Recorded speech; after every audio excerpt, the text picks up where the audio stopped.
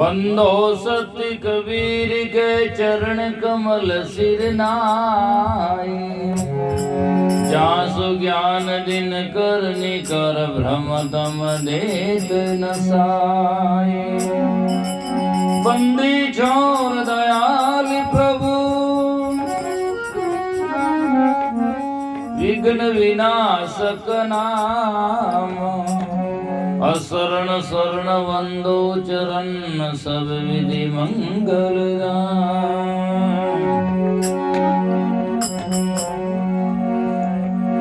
सतगुरु साहिब संत सभी दंडवत प्रणाम, आगे पीछे मत हूँ तीन पर जाऊं कुर्बान। गरीब सतवादी सब संत है आप की दाम, आजीज की अरदास है सकल संत प्रणाम।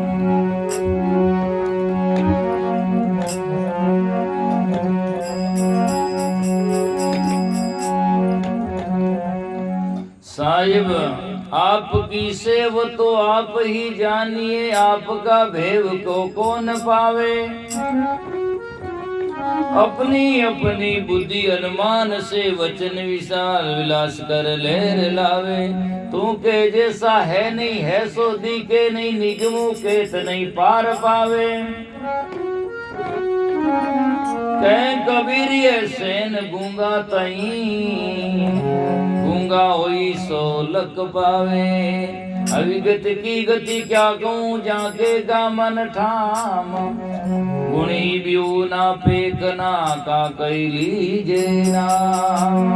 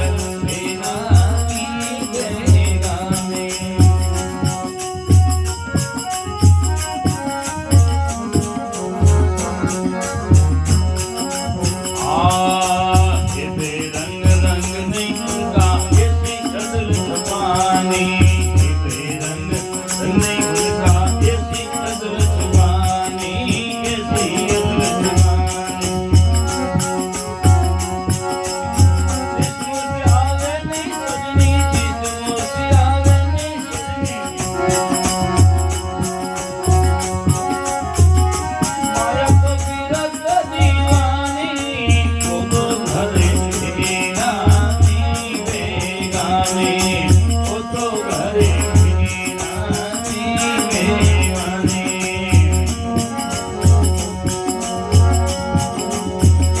और वो तो घर बेगामी बेगामी वो तो घर बेगामी बेगामी सतगुरु बिना पाओगे नाई गुरु बिना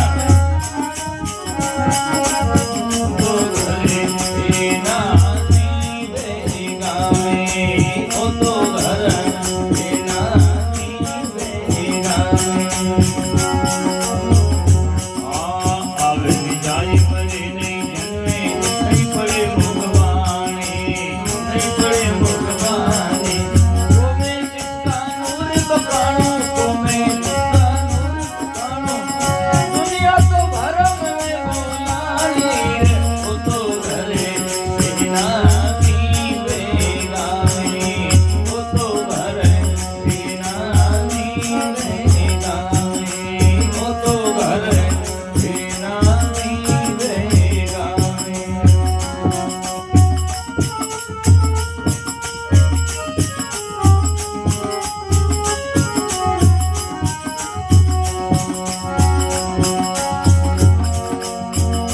बेगामी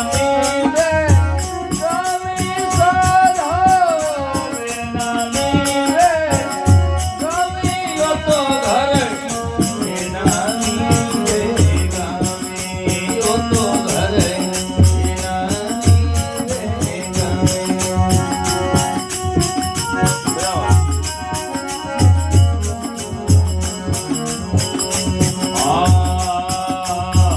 अंदाज भाग नहीं उनका बिरला हरिजन जानी अंदाज भाग नहीं उनका बिरला हरिजन जानी बिरला हरिजन जानी के कबीर ससनो वही साधो के कबीर ससनो वही साधो आहे मुक्ति निशानी आहे मुक्ति निशानी रे वो तो घरे बेगामी बेगामी रे वो तो घरे बेगामी बेगामी वो तो घरे बेगामी बेगामी सतगुरु बिना पाओगे नाई सतगुरु बिना पाओगे नाई वो तो घरे बेगामी बेगामी वो तो घरे बेगामी बेगामी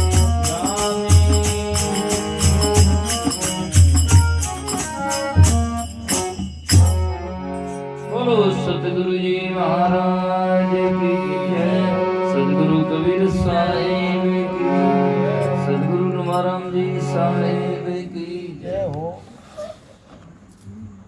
तो ओ तो घर बेनामी बेगामी इन घर का अर्थात मुक्ति का घर का वो बेनामी उसका नाम नहीं माना जा सकता है वर्णात्मक शब्दों में उसको व्याख्या नहीं की जा सकती है वो अनुभव का विषय है। परमात्मा न साकार है न निराकार है वो ज्ञानाकार है। आकार का मतलब कोई वस्तु का ठोस रूप होता है और निराकार का मतलब कुछ नहीं होता है। तो यदि कुछ नहीं तो अब के किसके लिए जो आज संकल्प विकल्प है या मुक्ति पाना वो जब किस लिए कर जो कुछ नहीं है तो वो एक समझाने का तरीका निराकार मतलब इन इंद्रियों से वो देखने की वस्तु नहीं है, वो आकार नहीं है, वो निराकार इसलिए कहा जाता है क्योंकि इन इंद्रियों से जो देखा जाता है वो आकार है और इन इंद्रियों से नहीं देखा जाता है, इन्हें अनुभव किया जाता है, इसलिए वो निराकार माना जाता है। बल्कि उसको शब्दों में निराकार की परिभाषा यदि देंगे तो निराकार का मतलब वो कुछ नहीं है। जैसे गगन है मतलब आकाश है तो निराकार है, तो इसमें क्या कुछ नहीं है। तो कुछ नहीं है तो फिर परिश्रम किसके लिए, पाना क्या होता है। तो वो नहीं है, वो निराकार नहीं है, वो ज्ञानाकार है, मतलब ज्ञान से उसकी परीक्षा है। जैसे भूख लगती है तो भूख का आकार नहीं और निराकार नहीं, अर्थात उसको ज्ञान से बोध होता है कि अभी मुझे भूख लग गई है। जैसे आंख है तो आंख से सब देखा जाता है, लेकिन आंख नहीं देखी जाती है। पर उसको कोई कहता है कि आंख नहीं है तुम्हारी, तो अब मानोगे क्या? नहीं मानेंगे, आंख तो है तब तो दिखता। ऐसे ही जाकर के परमात्मा सत्य चेतन जो है अप्रोक्ष है, उसको कभी संदेह नहीं हो सकता। वो है अर्थात द्रव्य है, वस्तु है, और वस्तु है तब उसका मालूम मानने के लिए, पाने के लिए अभ्यास और प्रयास और साधना है। जब कुछ नहीं तो क्या बना? इसलिए वो ज्ञानाकार है। तो समझाने का तरीका वो तो घर बेनामी बेगामी सदगुरु भी नहीं पाओगे ना। बेटो सुनता आरती कर रहे हैं थोड़ी दूर, बस आरती करिए। हाँ बस हाँ मालूम बेटो नहीं लीजिए। हाँ तो बस अब सेकंड बार बैठो 2 मिनट आरती करें। तो सजना वो तो घर बेनामी बेगामी सदगुरु भी नहीं पाओगे ना। तो ज्ञान ध्यान जब तक नहीं साधन, वेद पुराण नहीं वाणी। वेद पुराण वाणी तो सब वर्णात्मक शब्द है, और ज्ञान ध्यान भी कोई आगे वस्तु होती है तो उसका किया जाता है।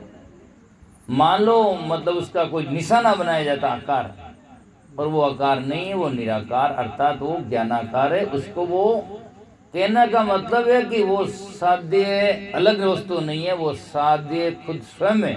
तो इसीलिए उसका अनुभव करने की वस्तु है। संसार में 3 वस्तु है, 3 पहलू है। एक तो प्रत्यक्ष, दूसरा परोक्ष, तीसरा अप्रोक्ष।